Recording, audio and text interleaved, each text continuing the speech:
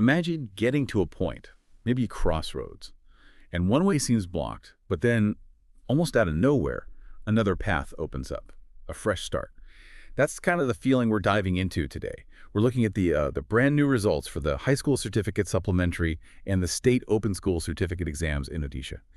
And these literally just landed, announced yesterday, August 16th, 2025, right from Cuttack. For thousands of young people there, this is huge. It's potentially reshaping their whole future. So our mission today, let's get beyond just the raw numbers. Let's try and understand what these second chances really mean and why this announcement is such a significant moment for the state. And it's not just about individual students showing grit, though. Believe me, that's a massive part of it. What's really interesting here, I think, is how these results, the ones declared by the Board of Secondary Education, the BSE, how they show something bigger. It points to Odisha's commitment systemically, making sure academic goals are actually achievable for everyone. It shows how the system itself tries to support students, even if they stumble at first. I like that frame, a second shot at success. Because it's way more than just another exam, isn't it? These supplementary exams they just wrapped up ran from July 1st to the 10th this year. They're a lifeline, truly. They're specifically for those students who, well, for whatever reason, didn't pass their main high school certificate exams the first time around. And for a teenager, that first fail can feel, well, catastrophic, like it's all over. But these exams, they offer a real tangible chance to hit reset, to show what they can do, maybe when they felt that door had just slammed shut. And that's what's so crucial about how they fit into Odisha's whole education picture. They aren't just some add-on. The way they're designed, it ensures students who hit those initial roadblocks aren't just, left behind. Think about the regular board exams, the scale, the pressure. It's immense. But these supplementary ones, they're different, more focused. They let students tackle the specific subjects or areas where they know they need work. It's a more empathetic way of doing things. Really embraces that idea of inclusive education. And numbers themselves for the HSC Supplementary, they really tell that story of renewed hope. So get this, 3,457 students registered. 2,983 actually sat for the exams. 474 were absent, we should note. But the really great news, 1,944 students passed. They got their Class 10 certification. That's huge. Now, obviously, 1,038 didn't pass this time around. And there was that one instance of malpractice, which is, a reminder at keeping things fair. But the overall story here is definitely about grabbing that vital second chance. Okay, let's zoom in a bit on those HSC supplementary figures. That overall pass rate, 56.23%, that's pretty impressive for supplementary exams. But what about the strategies behind that? Is there anything suggesting why it's slightly better than last year's 55.4%? It's a small jump, but it's positive. That's a really good question. And while the sources don't spell out specific new strategies from the board, an uptick like that, even a slight one, in supplementary exams often points to a few things. Maybe better awareness among students that this chance exists and is viable. Perhaps more focused coaching, either from schools or, private tutors gearing up for this specific need. It suggests students are tackling these exams seriously, maybe learning from what went wrong the first time. And to your earlier point about what success looks like, it's definitely not just pass-fail. Look at the grades. 3 students got A2, 14 got B1, 39 got B2, 113C, 276D, 523E. But here's the really interesting bit, and it speaks volumes about Odisha's approach.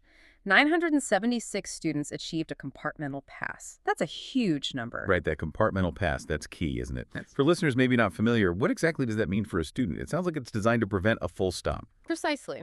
A compartmental pass means basically you've passed in some subjects but still need to clear one or maybe 2 others.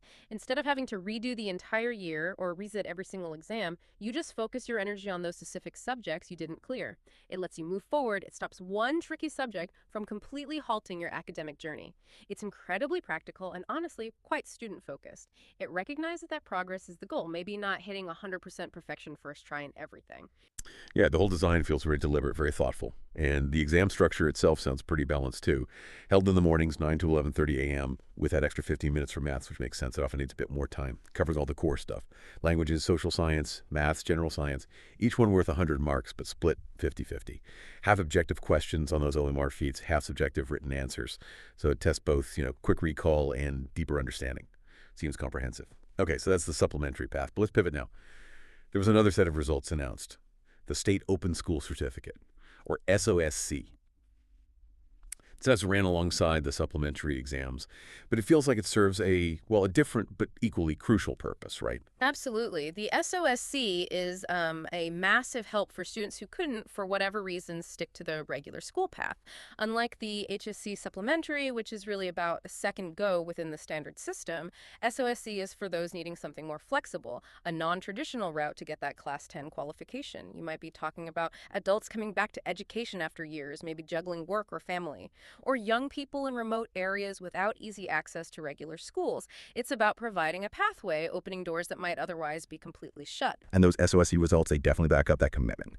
Okay, so numbers here. 10,809 registered. 10,184 actually appeared. 625 were absent. And the pass number is significant.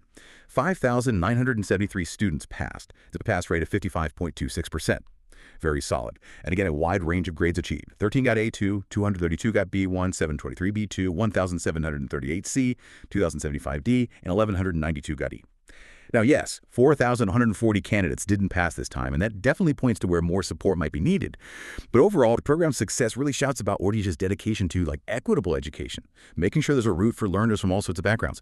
So how did this all get announced? We know the BSE president, Sri Kantari, he spoke to the media in Cuttack yesterday, the 16th, and then, crucially, the results went live online, www.bcodia.ac.in from 2 p.m. That online access is such a step forward, right? Makes it so much easier for everyone. Oh, absolutely. That digital access is key. It shows the BSE is modernizing, thinking about accessibility, and the way the exams themselves were run, that deserves a mention too. They set up centers across the state. And importantly, they made sure both the regular and the ex-regular students took the exams in the same session using the exact same question papers. That kind of careful organization, it really underlines their commitment to fairness, even while providing these second chances. It's a tricky balance, but they seem to be managing it well. It's so easy to just see stats, isn't it? 1,944 passed this, 5,973 passed that. Yeah. But behind every single one of those numbers, there's a real person, a real story. For a teenager, failing that first big exam, it can feel crushing. So this opportunity, these supplementary exams, it's not just about getting a certificate. It's about reigniting that spark of hope, Yeah. building determination, sending a message that, hey, setbacks happen, but they don't have to be the end. Perseverance works. Exactly. And you really have to think about the human stories here. Imagine, say, a student from a small village, maybe their family farms for a living. Maybe they didn't pass the main HSC because of some family issue, an illness or money troubles. Things totally outside their control. For them, the supplementary exam is everything. It's their chance to rewrite that narrative, prove themselves, keep their education going. For every single one of those 1,944 HSC passers and 5,973 SOSC passers, there's a story there. Late night studying, teachers helping out, families hoping and supporting. And especially those SOSC candidates. What a diverse group that must be. You've got adults coming back to learning after maybe decades away, juggling kids or jobs, and younger learners too, maybe working part-time to help their families while trying to study. Their success really drives home that point. Education isn't, and shouldn't be, just one single path. Odisha's approach here seems genuinely inclusive, give everyone a real shot. Now, while we're celebrating the successes, we should also probably touch on the areas where things could maybe improve. Those absent numbers, 474 for HSC Supplementary, 625 for SOSC. These are students who registered but didn't show up. Do we have any sense yet why that might be? Are there common reasons, maybe travel issues, costs, or just losing touch with the process? That's a really important point to raise.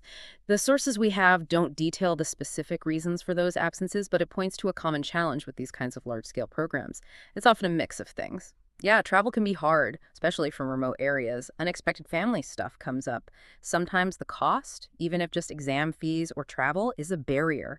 Figuring out those barriers and addressing them, that's probably the next step to making access even wider. And of course, for the students who didn't pass this time, the 1,038 HSC and 4,140 SOSC candidates, there's a clear need for continued targeted support. We can't just stop here. Right. So what could that look like? Beyond just offering the exam again next year, are we thinking more coaching, maybe different kinds of resources? Exactly. You could look at things like maybe additional free coaching centers, specifically for supplementary or SOSC prep.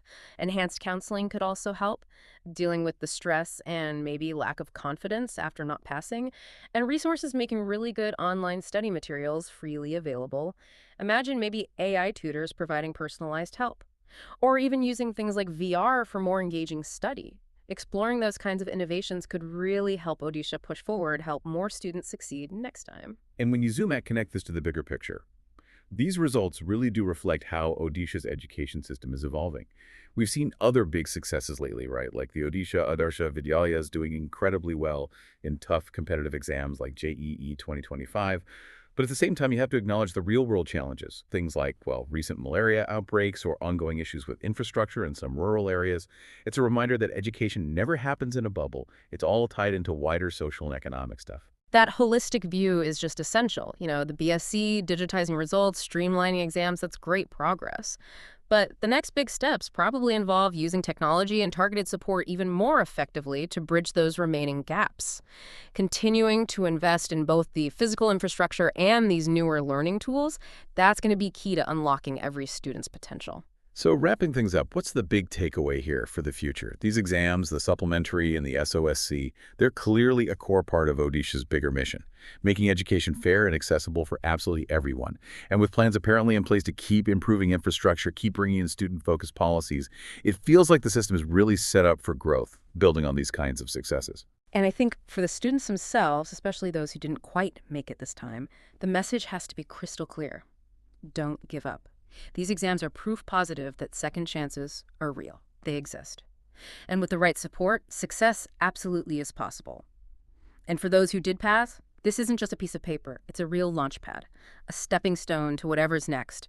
More education, training, starting a career. It opens doors. And maybe for you, listening right now, just pause and think about the hope and maybe the anxiety, too, wrapped up in these results. How many second chances pop up in our own lives, waiting for us to grab them? And maybe the bigger question, how do we, as a society, make sure those chances are genuinely there for everyone who needs them? If you want to check the results yourself or just find out more, the website is www.bcodisha.ac.in.